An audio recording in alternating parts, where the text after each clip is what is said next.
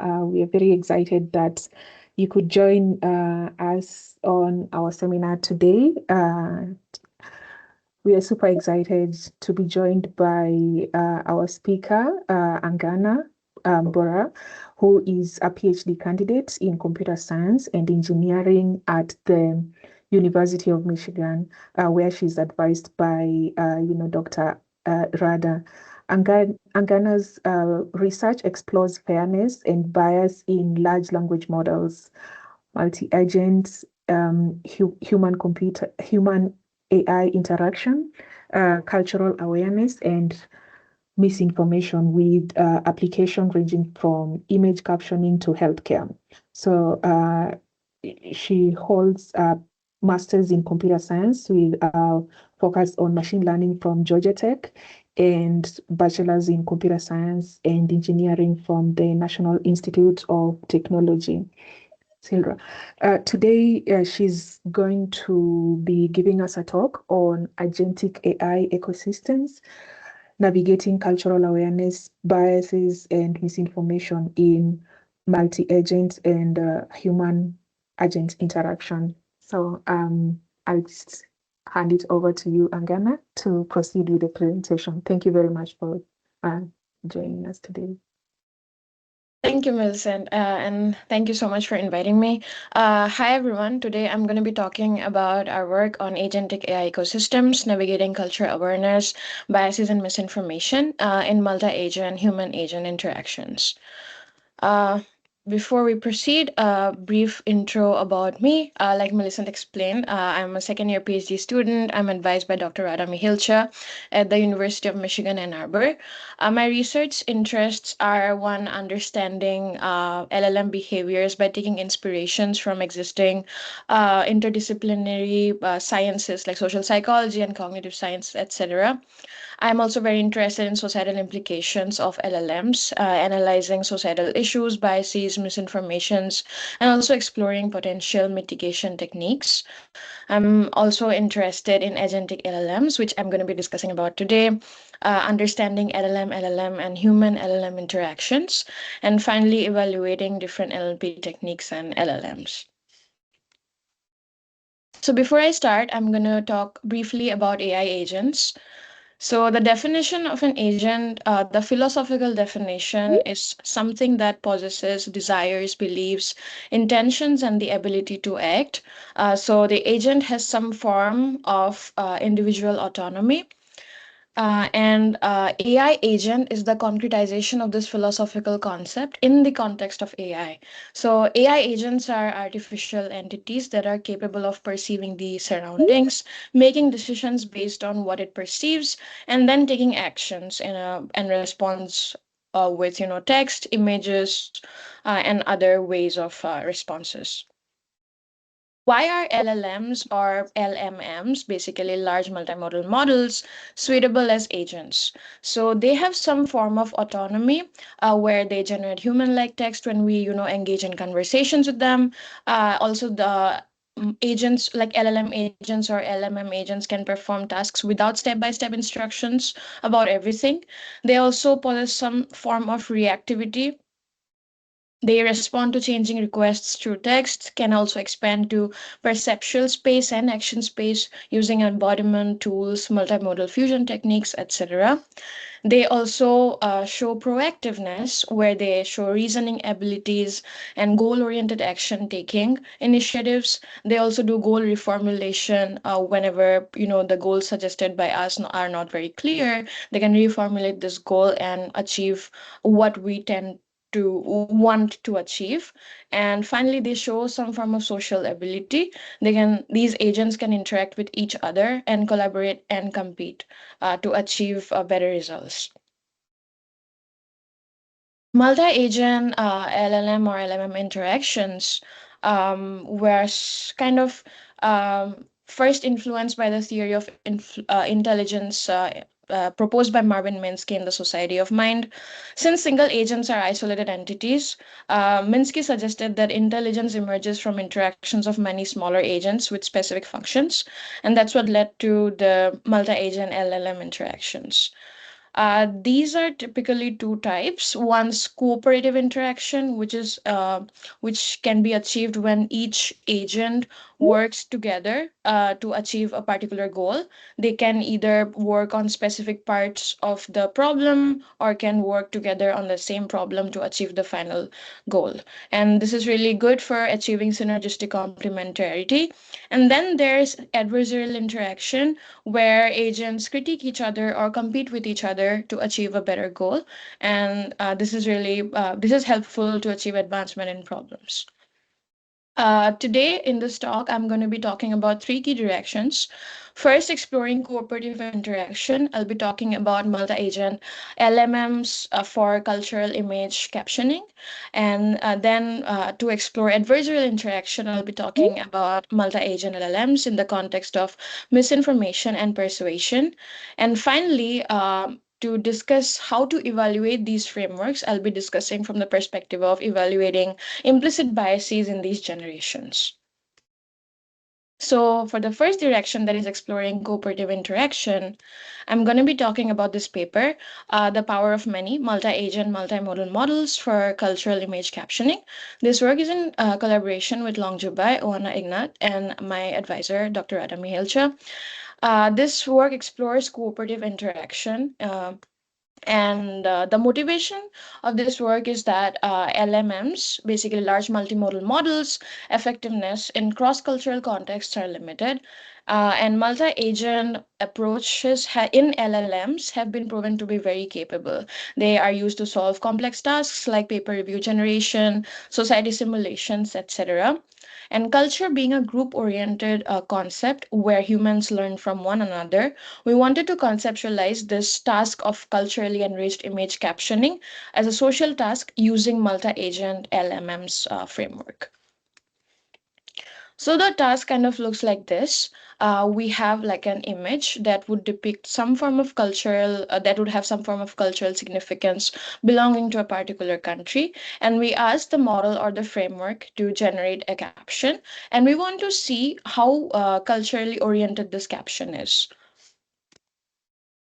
So this is an overview of our framework, where we have an image and we have like these three benchmarks that we use: GODE, GDVCR, and CVQA. I'm going to be talking about them more in detail a bit later. What we have is that like an image and then there is a moderator agent. This agent is simply an LMM that would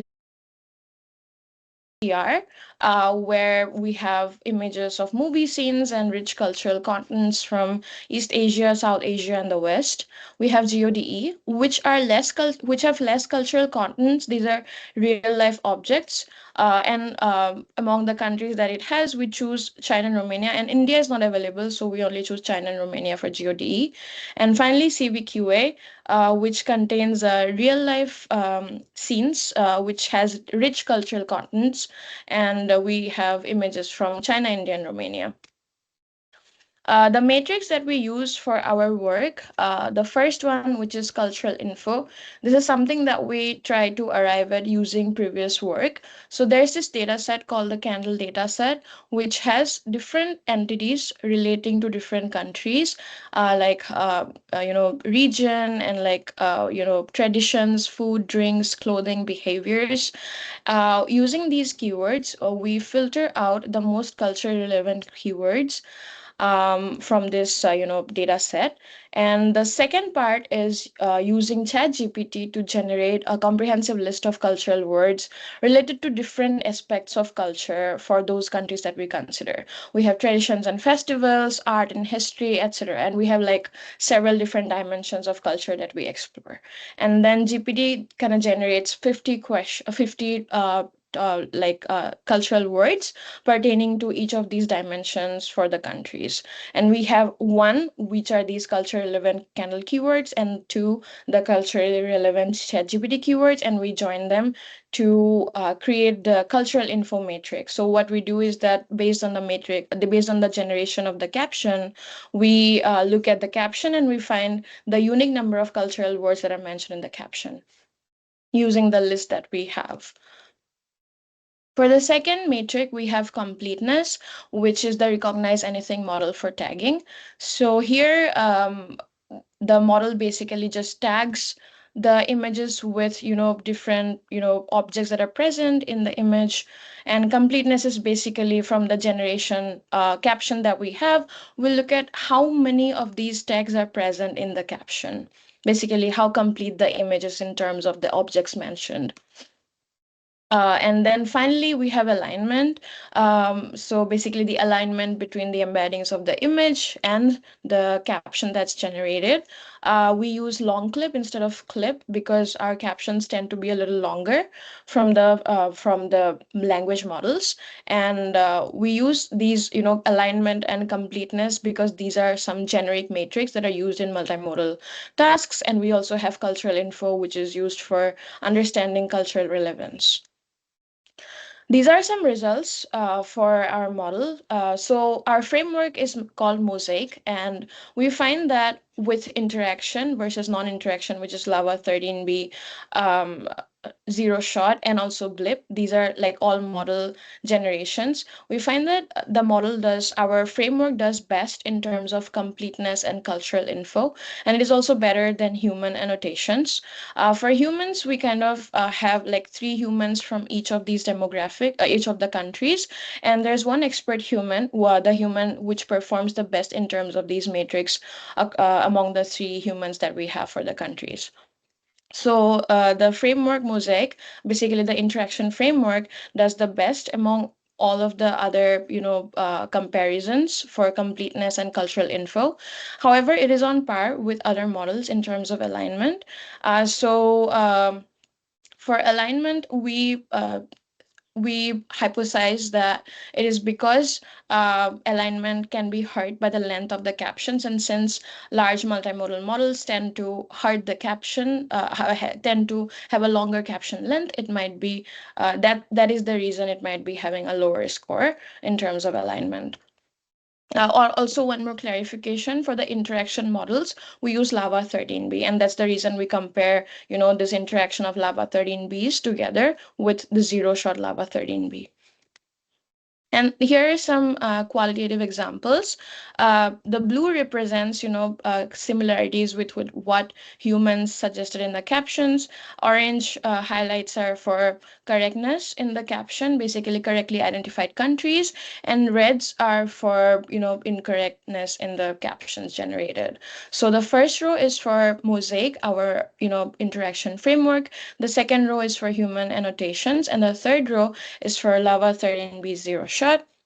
And we find that with Mosaic, there's a lot of similarities with what humans generated, and also that their correctly identified countries is higher in terms of for like the interaction framework. And we see more incorrectness, with respect to the image for Lava 13b zero shot. We also do some ablations in terms of conversation rounds. Currently, we have only 3 rounds with the discussion that we have. We also do 2 rounds and 4 rounds, and it's kind of a trade-off between the two, because with 2 rounds, there's a lot of repetitive content with insufficient discussion, and with 4 rounds, even though there are richer contents, it can lead to more hallucinations. So yeah, it's kind of a trade-off between the two, and this can be something that future work can also explore. Then we also work with different prompt types. So to initialize these agents, since we use like different ways to initialize them, and also like for the interaction rounds, we can like ask them, by simply prompting, or we can also utilize other prompting methods. So we did this using like simple prompting, where we just say, what does this image seem to you? You have these questions, discuss among yourselves, etc. Very simple level prompting. We also try out anthropological prompting, which bases its understanding from theories in anthropology. We also have multilingual prompting, where we prompt the models in a dominant language of that country. So we have Romanian for Romania, we have Hindi for India, and Mandarin for China. And then we have the chain of thought prompting. And here we ask the model to step by step reason about what they see. So we see that with chain of thought prompting, the models, like the framework, achieves the best performance. And we use this as standard for Mosaic. We also try out fine tuning, and the reason for this was to see if we fine tune models on culture specific data. We use the Wikipedia image text data from each of these countries. We want to see if that is better than zero sort interaction that we have with Mosaic. So these are the results for individual fine tuned models, and these are the results for interaction without fine tuning. And we see that for the matrix, the interactions have a better performance than fine-tuned models, which is really nice to know because these interactions have lower compute requirements than fine-tuning, and it can be really helpful for other tasks as well. Then we also have some human matrix where we have human annotators from these countries. Like I mentioned, like 3 human annotators. They'd be looking at the captions, and there'd be the first matrix that we would be using is the human likeness or the Turing test, where we ask the humans to identify if captions are human generated or machine generated. So we want to see how accurate the humans are in differentiating between captions of machines versus humans. And we then look at the accuracy of the humans. So lower the accuracy, more human like is the caption. And then we also look at correctness, so where we ask humans to evaluate if the caption is correct in terms of image contents and cultural description. And yeah, so they'll be scoring at 0 if image contents are correct and cultural description is incorrect. So if either one of them is incorrect, they'll be scoring at 0. So in terms of Turing test, we find that Mosaic, our framework, is more human-like, and people are less likely to differentiate between Mosaic-generated captions versus human-generated ones.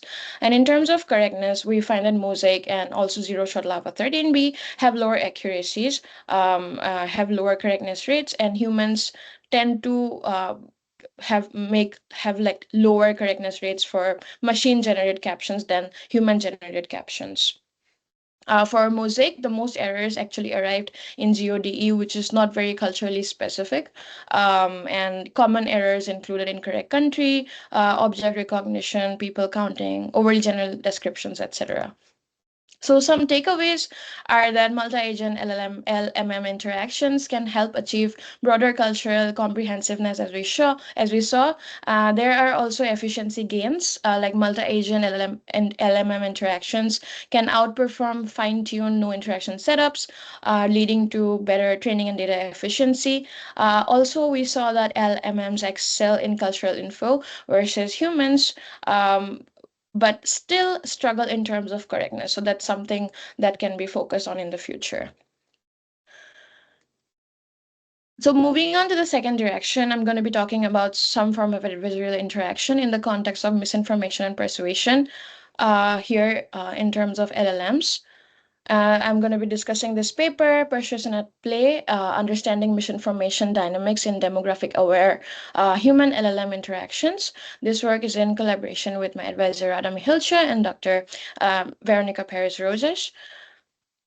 So the motivation of this work is that first, misinformation dynamics vary by demographics. So perception and spread of misinformation often differ across groups due to different effects like echo chamber and cultural filters. And then there's simulated, LLMs can be used for better simulations of demographics, where modeling misinformation spread and real world replication is challenging. And then finally, there is LLM persuasiveness, where language models can influence users differently across demographic lines. Highlighting the need for tailored interventions. So these are some of the motivations that we have in our mind when we move forward with this study. So the first thing that we want to explore is how do human LLM interactions pan out in this context of misinformation and persuasion. So we utilize two ways to understand this. One is LLM to human persuasion, where we have LLMs generating persuasive texts given a piece of information, one supporting the piece of information and the other refuting it. And then we provide this, information piece along with the persuasion text to humans. And then we ask the humans to, share if they believe the information is true or false. And then we do the opposite. Now we have human stance data sets. So for the data sets like rumor, eval, and stancesaurus already contain human stances if they support or refute a particular piece of information from social media. And we take this, and then with this information we share it to the LLM, and then ask the LLM based on the stances and the information provided, does the LLM believe it's true or false. So this is the framework for like human annotation guidelines for the human LLM interaction. So we provide the information piece, and then we ask if humans are already aware of the source information without the stances provided, and we also ask after the stances are provided to believe or not believe the information. And we recruit participants from Prolific, and we do this across different demographics. So we have gender, female, male, age, older, younger folks, and then geographic regions, people belonging to rural or urban areas. And here are the results for LLM to human persuasion. Basically, when LLM persuasive texts are provided to humans and they're asked if they believe the information is true or false. And what we evaluate here is to just look at, how correct humans are in terms of determining if a piece of information is true or false. And we find that among different demographics, urban, younger, and male demographics have a little higher correctness rates than their counterparts of rural, older, and female demographics. And this is also in line with several other studies that focus on understanding demographic differences in misinformation. And then we have human to LLM persuasion. So here, for making demographic simulations using LLMs, we just ask them to simply, this is also a persona-based prompting where we ask the LLM to assume they belong to, a female group, or assume they belong to someone coming from a rural area. And based on where they come from, we ask the LLMs to, judge if the information is true or false given these stances. So in terms of LLMs, we use the rumor eval dataset and stancesaurus dataset. For rumor eval, we find similar performances as to what we observed in the LLM human persuasion. So here we see urban, younger, and male demographics achieving slightly higher correctness rates. For stancesaurus, we do not really observe a lot of differences. There are unstable variations across models, with GPT achieving scores like the previous other data set. However, Llama and Quen achieve much higher correctness rates. We think this may be because Censosaurus only contains misinformative data, and also their newer data till 2022, so newer models are able to more identify this data, and some points of information are really extreme in the data set, so that may be one of the reasons as to why these models are doing really well. So we from now on we only focus on the rumor eval data set, where we see similar variations across models, and also similar from what we saw with like human to LLM persuasion results. Then we look at how close, LLM correctness rates are versus human correctness rates. So GPT-35 Turbo has the highest pointwise correlation with humans, which is 0.58, which is decent, not very strong, but a decent correlation. And then we look at average correctness rates, and we find that in terms of several demographics, the correctness rates are super similar for like older, younger, female demographics. They are very close. For rural, urban, there's still some differences, and also on average, GPT like LLM correctness are higher than human correctness rates.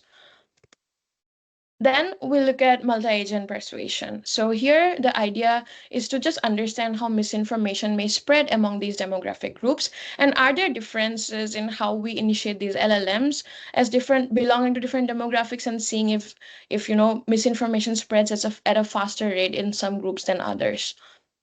So in terms of checking these frameworks, we look at heterogeneous groups where there'll be agents, LLM agents from different demographic groups like male, female, or like older, younger, etc.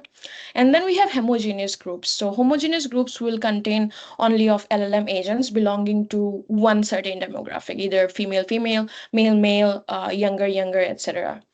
So our hypothesis from also previous studies is that homogeneous groups can increase the spread of misinformation, whereas heterogeneous groups can decrease the spread of misinformation. And we also, like in our framework, we also provide persuasive text that were provided, and kind of this discussion goes on for a while. And for evaluation, what we do is we look at the correctness rates of these individual agents at first, and then correctness rates after the end of interaction. So with this, for persuasions, when LLM persuasions are provided versus human persuasions are provided, we have separate, we have different results. With when LLM persuasion is provided in a multi-agent persuasive environment, we see that the correctness rates in the final responses are higher. So del CR is basically final correctness rate minus initial correctness rate before interaction. So when we say it's positive, it means the final correctness rates are higher. However, we see these scores are higher for heterogeneous groups than homogeneous groups. So there are differences, like for most of these, except for female demographic. So we find that heterogeneous groups can lead to better correctness rates afterwards, with adversarial interaction.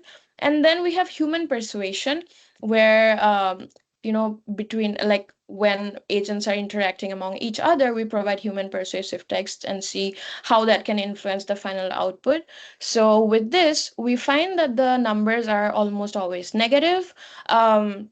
Which means that the final correctness rates are actually lower than initial correctness rates, and which means that human persuasion can negatively impact LLM's understanding of information, misinformation.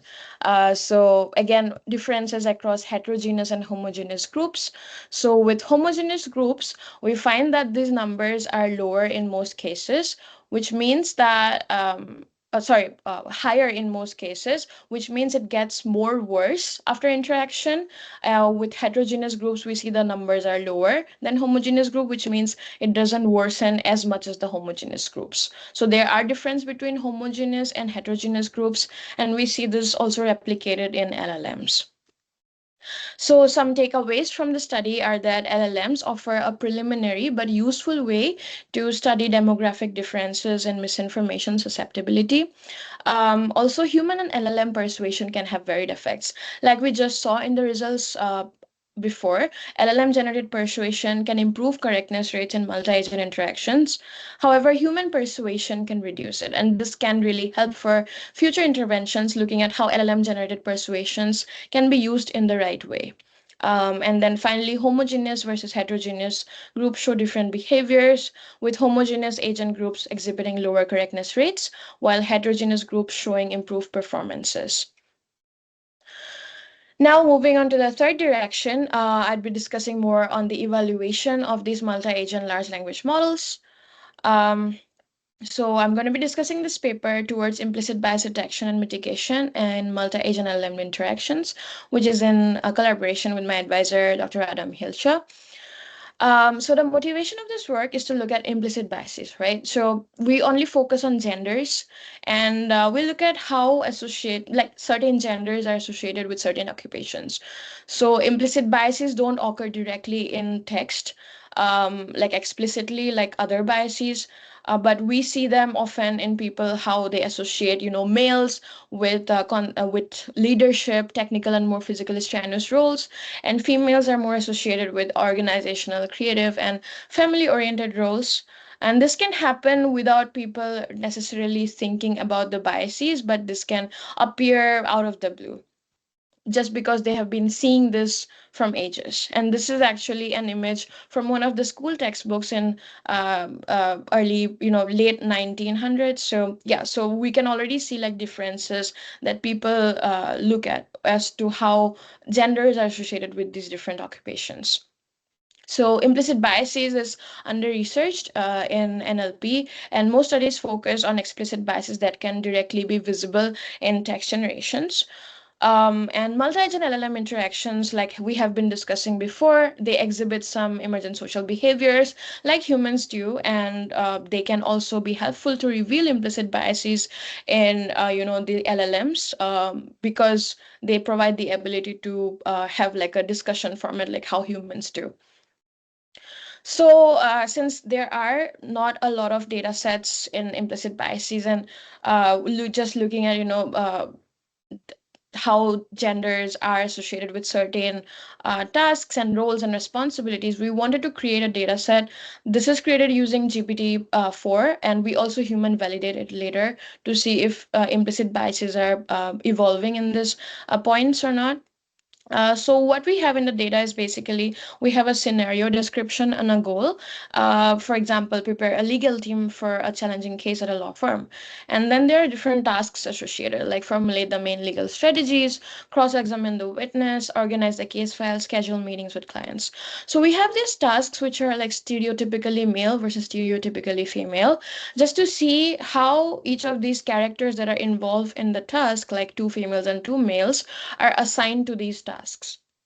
So we like ask the we prompt the model to generate data in that manner. And what we have in the multi-agent scenario is that LLMs take on these different personas that are provided here, and they kind of discuss these different tasks to achieve this particular goal, and how these tasks should be assigned among themselves. So we create the scenarios dataset, which consists of 111 scenarios, which are unique scenarios belonging to domains like family, office, hospital, politics, law enforcement, education, etc. These studies, we take these domains because they are shown like in interdisciplinary studies of social psychology and social sciences. These domains are prone to high implicit gender bias scenarios. And we also make sure that the number of characters are similar to the number of tasks that are provided, and we have like equal number of male and female tasks for the characters that are provided, and then we generate this using GPT-4. And this is the interaction framework that we use for evaluating multi-agent LLM effectiveness. So in the first round, we have these different agents taking on personas of males or females. And in the first round, they'd be just provided the data point, which is like the scenario and the tasks and the characters. And they'd be generating, assignments. For example, task one should be done by this agent, task two by that agent, etc. They'd be not looking at each other responses. Then we move on to the discussion rounds. So in the first discussion round, we make agents look at each other responses and their initial task assignments. And we also ask the agents to convince first, why their own assignment is correct to other agents. And then we ask now the agents to be more open to other perspectives so that they can come to a consensus. Again, there's like conversation flow, and they can access other agent responses. And then finally, the agents are again asked to look at, the asked to again assign the tasks. And this can be like this is done. Uh, Agents cannot see each other's responses. It's only based on what they have discussed before and what they had, assigned earlier if they want to reassign the tasks. What we look at how stereotypical these assignments are before the first like before the discussion occurs and after the discussion occurs, and we want to see how this can vary after discussion or interaction. So we create a metric called bias score, basically from -1 to 1. So a positive score would mean that the models are more generating stereotypical assignments, more like stereotypical male task goes to male, stereotypical female tasks goes to females. And we also kind of look at how they differ before and after interactions. So we have like no interaction setting where we ask the model to just generate zero shot. And also we have interaction setting where they assume different characters, like we described in the multi-agent framework before. And the red bar is for, the bias score after interaction, and orange bar is the bias score before interaction. And we do this for GPT-4, GPT-3.5 Turbo, and Mistral 7B Instruct. And we find that for most of the models, the like after interaction bias scores increase, like they become more positive, meaning the stereotypical assignments increase. More so for the larger models, like GPT-4 here has the highest bias score if you compare among other models. Since we already saw that interactions can lead to further biases in these models, more stereotypical generations, we now want to look at more mitigation approaches as to how reduce these biases. So we look at very standard, simple approaches. First is supervised fine tuning. The second is self reflection, and third we will look at the ensemble of supervised fine tuning and self reflection. So for fine tuning, we use the same data set as before.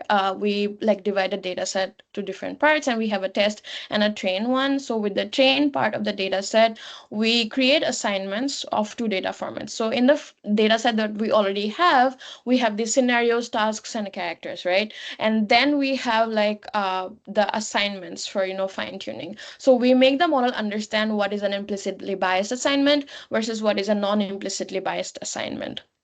So we look at full fine tuning where we show both types of assignments to the models and fine tune them to differentiate between these assignments.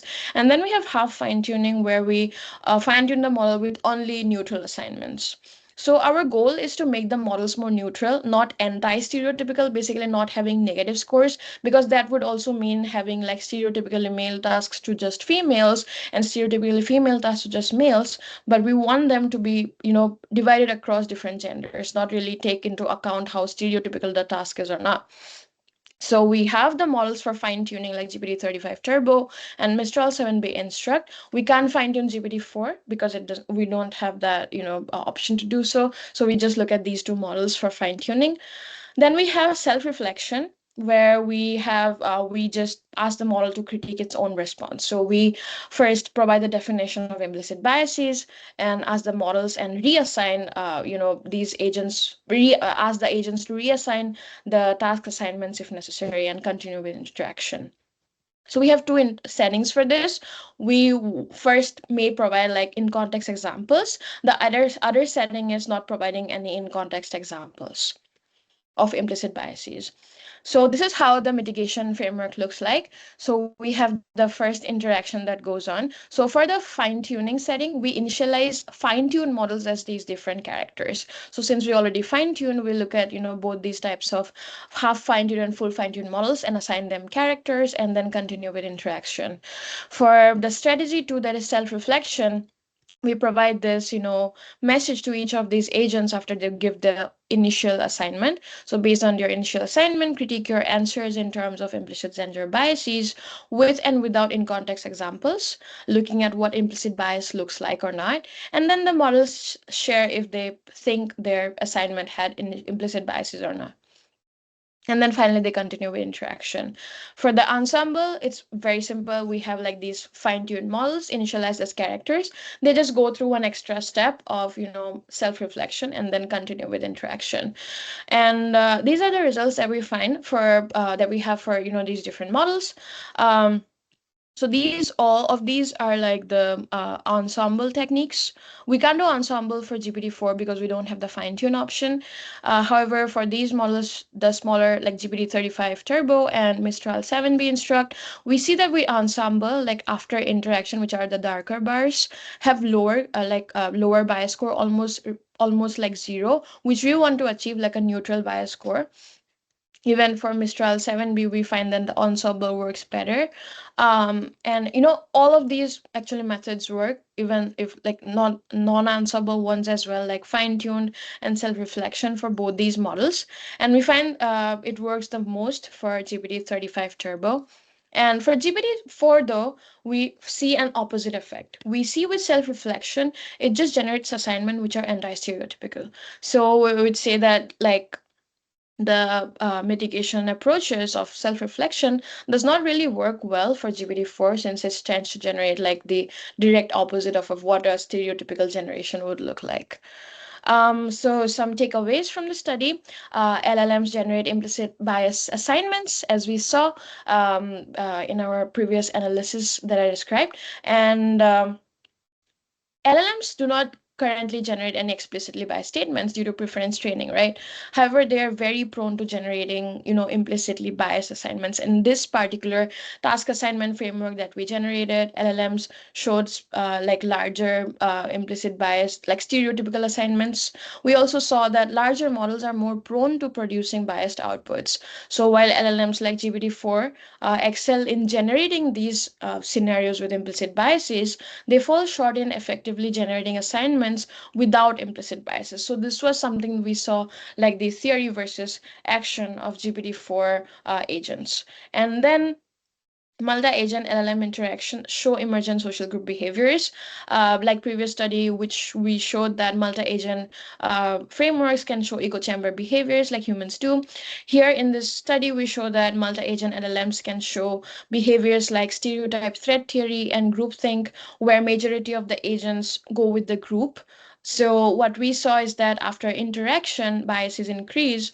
So since biases were already positive, it would mean that many agents were actually generating positive stereotypes, and after interaction it kind of just increased, meaning most of the agents which were also not generating stereotypical assignments, they would go on after interaction to generate stereotypical assignments. So these are some of the takeaways. So for future, we want to focus on like more cooperative and adversarial agent interaction, basically enabling how effective problem solving in complex and multi-agent tasks can be. And we want to explore this for various different problem statements to improve human LLM interactions as well. Also cultural and demographic modeling. Currently we only leverage person-aware prompting and fine-tuning methods to initialize these agents to assume different cultures or demographics. In the future, we aim for having a more nuanced LLM behavior, taking inspiration from also other interdisciplinary fields. Then we want to focus on robust evaluation matrix, go beyond accuracy, right? We have to assess sociability, how aligned the values of these models are, how adaptable the models are in terms of different contexts.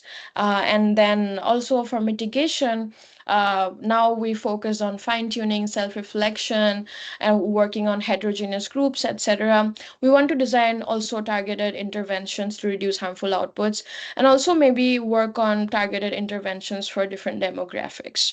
And finally, interdisciplinary impact. These results can not only inform AI, but also other fields which use other human-centered fields like psychology, sociology, etc., by reshaping how we understand intelligence, agency, and collective reasoning in LLM societies. So yeah, so that's it for my presentation. Let me know if you have any questions, and also feel free to reach out to me on my email. Yeah, thank you. Wonderful. Thank you very much, Ariana. That was quite an insightful presentation. Thank you very much. We Thank have you. one question from Dan Lamy, but everyone, please feel free to unmute yourself and ask your question. But I'll start with this one from Dan Lamy. Then, he says, I saw in your earlier slides where you talk about metrics such as cultural info, completeness, alignment. Could you shed more light on the functions of like clip in the context of alignment? Yeah, here. Clip, right? Yeah. There is, I Yeah. think it's So the original script basically works like they will have like embeddings from these images. They would use like VLMs, and then they would use like an LLM to create embeddings for the captions that are there. And they would look at how close the embeddings are for images and the text that's generated, and they would do like a simple cosine similarity, and they'd see if these are similar, they would mean their images and the captions are more aligned. So we use the same framework as what's described with clip. Long clip is generated to just account for longer captions, because our models like LLMs or LMMs, as you already are aware of, tend to generate like longer captions. So we use long clip score, which also follows a very similar approach of calculating embedding differences between images and captions generated. And that's how we measure the alignment score for the models. Does this answer your question? Yes, quite a bit, but in the architecture of the claim, did you employ any maxing training that has to do with the sequencing in order to cover for the sequence, the positional embedding, that's the position of those texts, or is this you just plug, take from the shelf and then run the model like that to get the course? Were there any maxing? Did you do any maxing for the alignment? No, we did not do any mass. Like these, all of the results are mostly zero shot in terms of like what the model just generates, and then we just look at the, we don't do any kind of training in like in calculating the alignment of the captions and the images.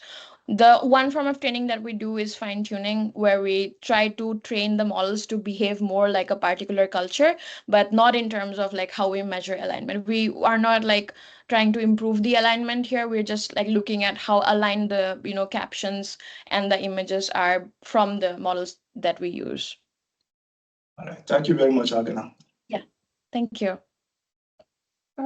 Mercy, would you want to go for it with your question? Yeah, sure. Thanks, Angana, for the talk. I wanted to ask about in the first talk, how are you defining cultural relevance when you are extracting from the panel data set? And also, did you find that from the 3 agents from different countries, did you find that the cultural awareness was higher for some of the countries than others based on the data set? Yeah, let me just go on. I also have some ablation results, which I did not like share due to less time. So just to share cultural differences, we did not really see a lot of cultural differences in terms of like countries that we use. Also, these countries have a lot of data, like they're high resource, so that may be the reason as to why we did not see any differences. But yeah, like I would also want to explore that probably later, looking at countries which do not have a lot of data associated with that country and seeing differences in these different LLM agents. For cultural relevance, are you are you interested to know more about the metric, or like how we define culture in this metric? Yeah, how you define it in this metric when extracting the most culturally relevant data. Okay, so for the candle data set, I think we did not look at like the occupation here that was provided. So for filtering, we kind of had like drinks, food traditions, which are more culturally aligned. And then we did not look at like occupations and behaviors, because these may actually align with a lot of different other cultures. So we filtered these out. For part B, we had like different dimensions of culture. I guess we have that in the paper as to which dimensions we look at. There are like around, I guess, 10, 11 dimensions, like food, traditions, festivals, drink, and like arts and culture, education, etc.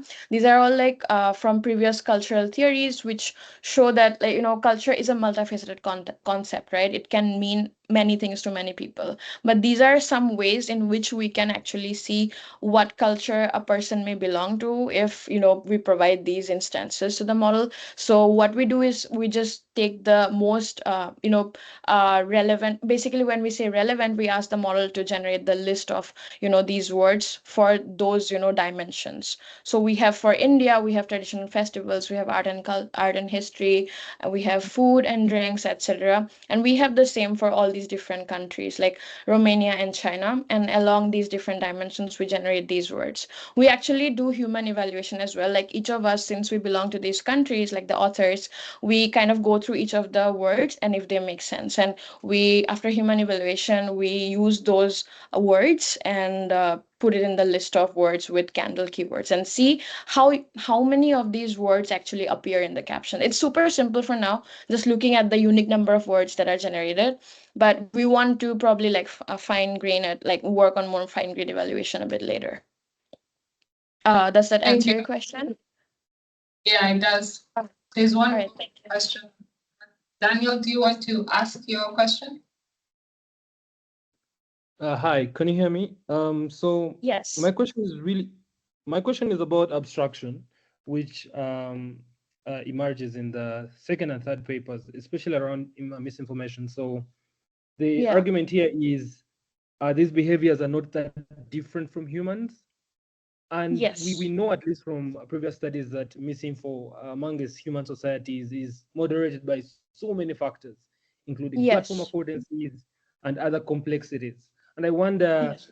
how you account for these complexities as you make this correlation between the simulated data and simulated behaviors versus misinformation amongst humans. Right. Yeah. Thank you so much. I think it's a very valid question. Right now, we just look at very, coarse grained demographics. Like we can look at gender differences. We look at, differences across, age, etc. And we also just use like a persona-based prompting for LLMs. And I would say they are not like they may be close in terms of like average correctness rates, but they are not as close. This is like a very preliminary study to understanding how they may be used for simulation. But I definitely agree that these are very much complex simulations as to they can be also, uh, uh, affected by different other, s- uh, scenarios based on where a person comes from. That is definitely true. So the other part of the paper was looking at like echo chamber effect. So what we wanted to do is there like we focused on only the trust aspect of, I guess, echo chamber, and looking at like homogeneous and heterogeneous groups. What we wanted to see there was like looking at if homogeneity and heterogeneity that is shown in humans can be emulated by LLM homogeneity and heterogeneity. And that kind of just was an idea to look at how LLMs can show differences in different types of networks and how that can be used for further interventions. So we had like other findings like persuasion and how it can impact different demographics in LLMs. And yeah, it's like very preliminary, I would say, but I think LLMs do show the potential. And if we can actually take into account these different contexts, it can be really helpful to see if LLMs can actually show further, improvements and further align with differences across demographics. But I definitely agree that we need to take into account these different contexts and scenarios that different, demographics face to actually, look at similarities between LLMs and like humans.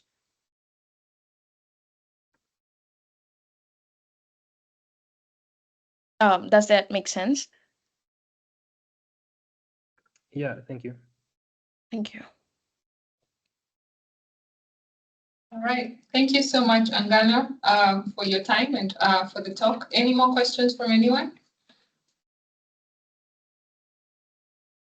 Right. We really appreciate the talk. It was really insightful and a lot to learn. Please do share the links to your papers. I'm sure we can access them as well online. And thank you so much, everyone, for joining this session of MSR and AI for Good seminars. Have a good afternoon or day. Thank you. Thanks to everyone. Thanks for coming. Thank you. Bye.